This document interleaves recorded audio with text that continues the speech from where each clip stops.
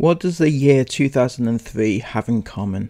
The founding company of Facebook, FaceMash, was formed and Molly Russell was born. Who knew 14 years later that one of those would not be with us anymore, and the other would be the cause of that? Mark Zuckerberg has a lot to answer for. He created Facebook, which has since become Meta, which owns Instagram.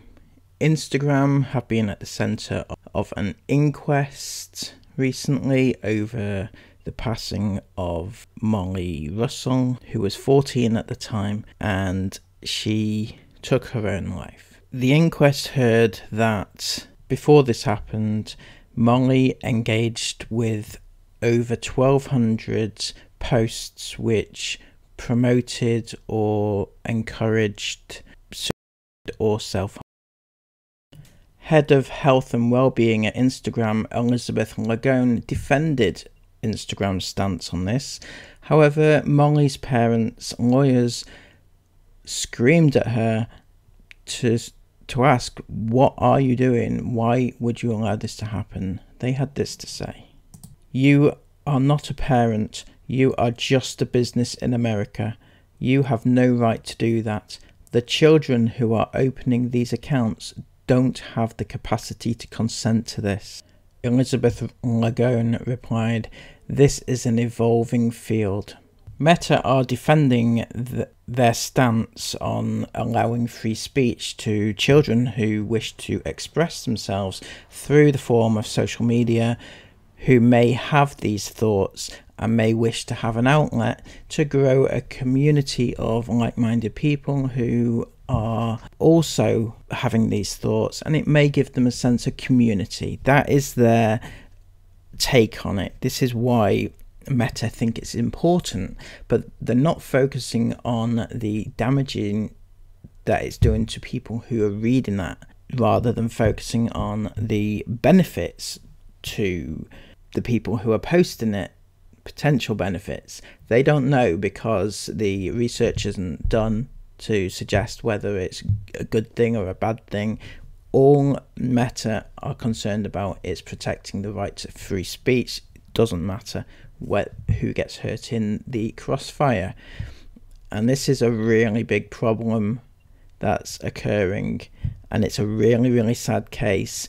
But the fact that Meta are even in court defending themselves is a disgrace. I think big changes need to happen, because they're clearly in the wrong. No child should be subjected to posts, images, anything of that nature that may encourage these thoughts that they have, or even give them ideas. Nothing. It is ridiculous. So something needs to change.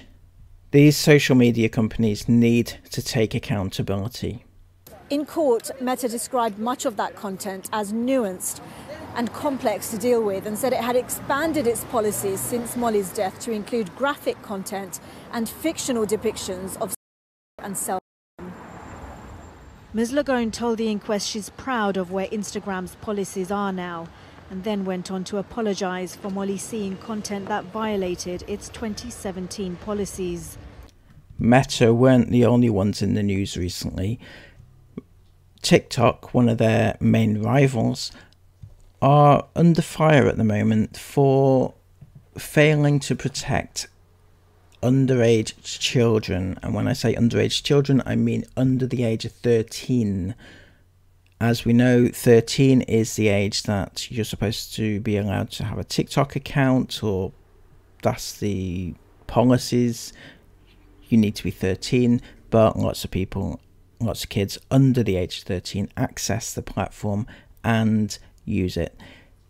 TikTok are facing a £27 million penalty for failing to protect their data. TikTok is no longer just that light entertainment platform for things like dancing dogs. It now has over 1 billion users. And if you're not on it yourself, your kids probably are. It's been announced the company is facing a potential £27 million fine, and that's for failing to protect those under the age of 13. And Neela Dami joins us now in the studio. Good to talk to you tonight. So what exactly have they been accused of, first of all? Well, TikTok's been accused of failing to protect the data of its youngest users. That accusation comes from the Information Commissioner's Office, the ICO, which is an independent authority set up to protect our information rights.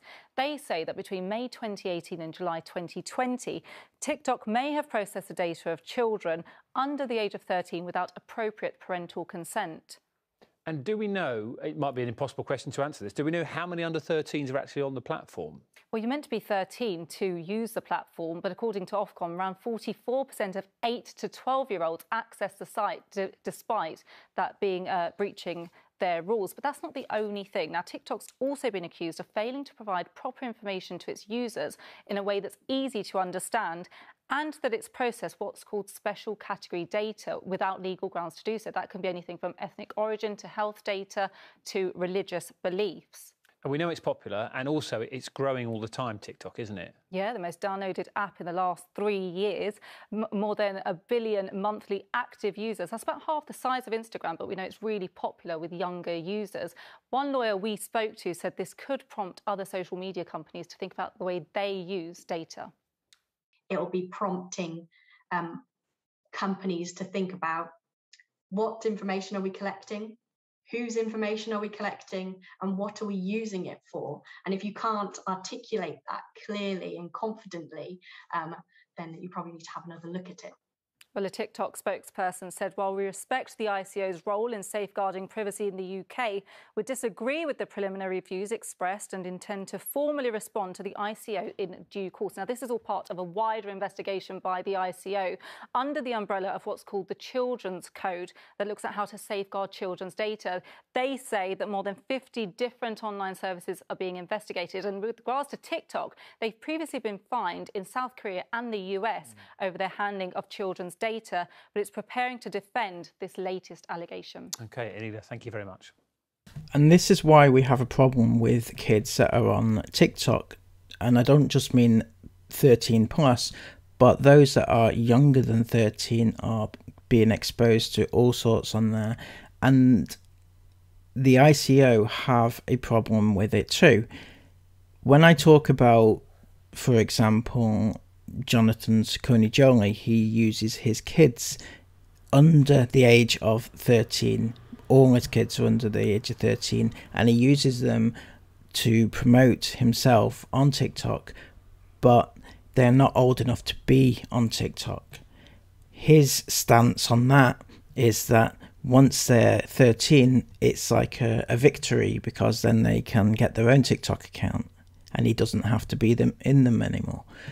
But the problem is trying to protect those that are under 13 from being exposed to everything that TikTok has to offer. We can see that these, and Instagram before that, are not safe spaces for these kids to be accessing. So we'll keep an eye on the progression, see what happens. TikTok are currently facing the fine of £27 million. That's just in the UK, but they are prepared to fight it, apparently.